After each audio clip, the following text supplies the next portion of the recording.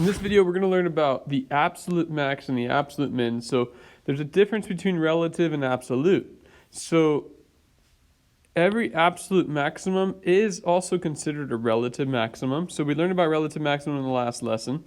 So relative just means within the area, it's the highest point, or in the area, it's the lowest point. So those are our relative max and min. Now, absolute, as it sounds, means the absolute maximum, the greatest maximum of all the maximums in the entire domain that we're talking about within a problem. So that's going to be a restricted domain for our first assignment. Second assignment, the next video is going to be talking about the entire domain. So absolute maximum, you can see this maximum from the interval from A to E here. B is a relative maximum, but D is an absolute because it's even higher than that. It's the highest maximum in the entire graph.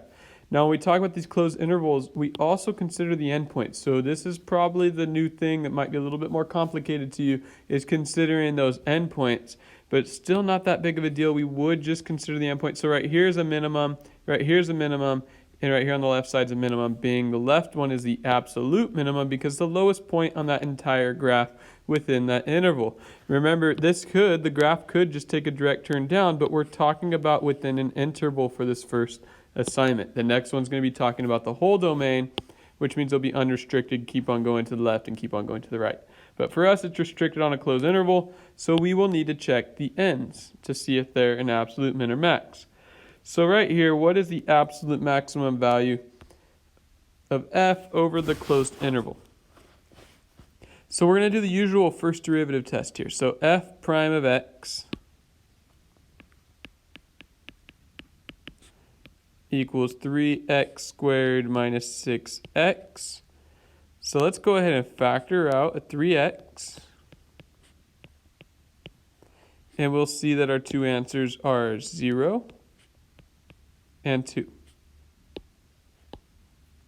So draw the number line. Actually, this time, because it's a closed interval, I'm not going to draw the arrows. I'm just going to want a line like this.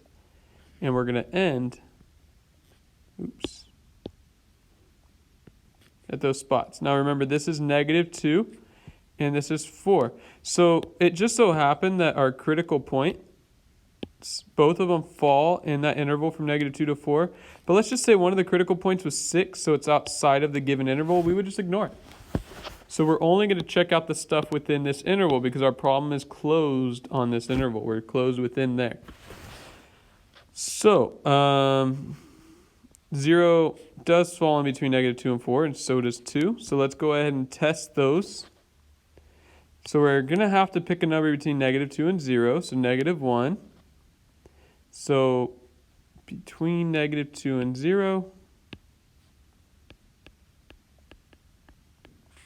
if I test -1, that's going to be a negative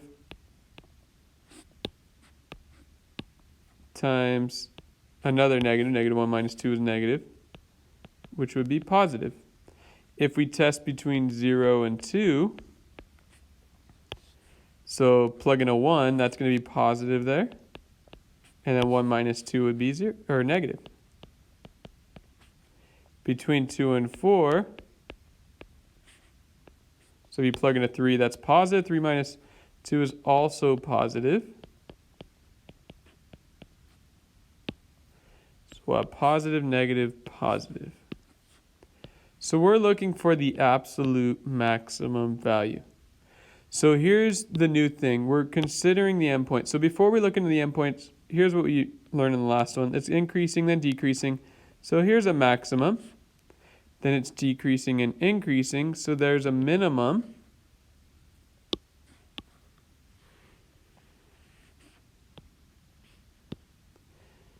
And then, now we're going to think about these endpoints. So we're starting at an endpoint. And then from that endpoint, it's going to increase. So you can see this would be a minimum.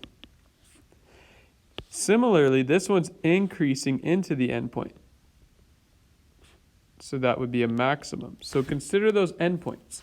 So we're looking for the absolute maximum. So this could occur, and they want to know what the actual maximum is. I think I gave an example of this one. They just want to know what x value the absolute maximum or minimum occurs at. So here, we're going to come up with the actual y value. So I'm going to create a table because we have two possible values. So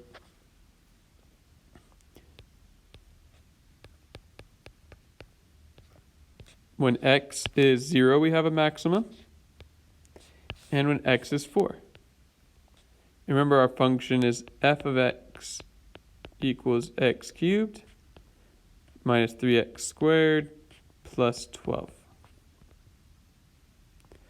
So we're going to test both of those and see which one's the greatest. So for f of 0,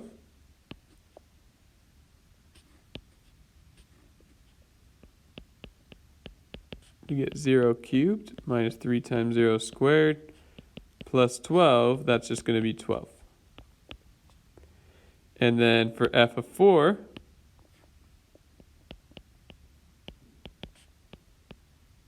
cubed minus 3 times 4 squared plus 12. So 4 cubed is 64, I believe. Yeah, 16 times 4 is 40 plus 24. Then minus, we're going to have 48 plus 12.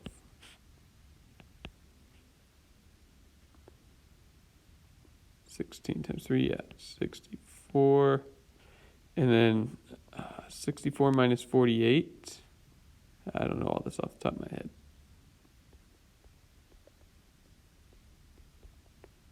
Getting too old for this kind of mental math, so that's 28. So which is the greatest of the maximums? That would be 28. Now I actually might as well graph this.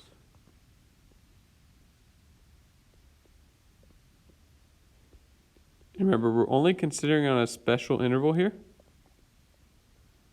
from -2 to 4.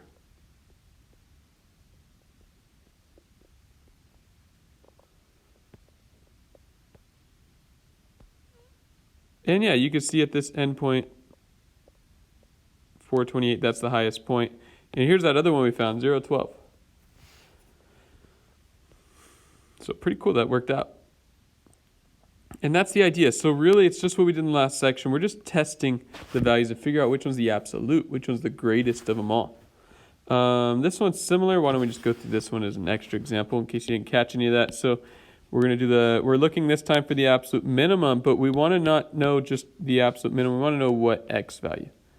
So in this case, we're not going to answer with the f of x. We're going to answer with the x value. We're going to still have to do all this work to figure out which one's the lowest point, but we're going to answer the x value instead of the y value.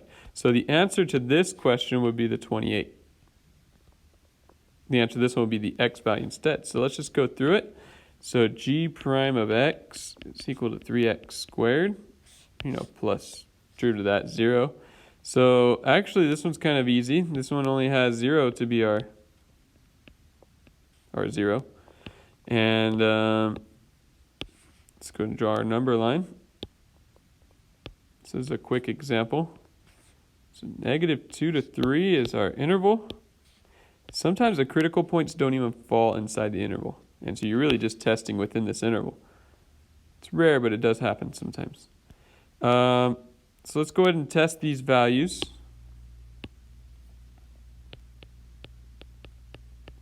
So between -2 and 0, if we plug in a -1, we're squaring it so it's positive.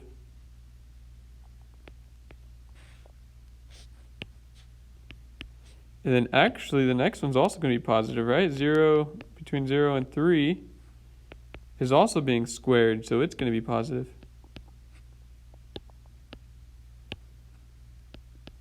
So this spot here is increasing and then increases again. So this is none. This is neither a maximum or a minimum. This one's increasing into the endpoint, so that's a maximum. And this one's increasing out of the endpoint, so it's a minimum. So actually, we don't even need to test it because no other place is going to have a minimum. So x equals 2, -2 is the answer. Now, if they gave us more than 1, we would need to test it. Or if it asked for the actual absolute minimum, we would need to plug it in to find that value. But we don't need to test this to find the absolute because that's the only minimum based upon what we have here.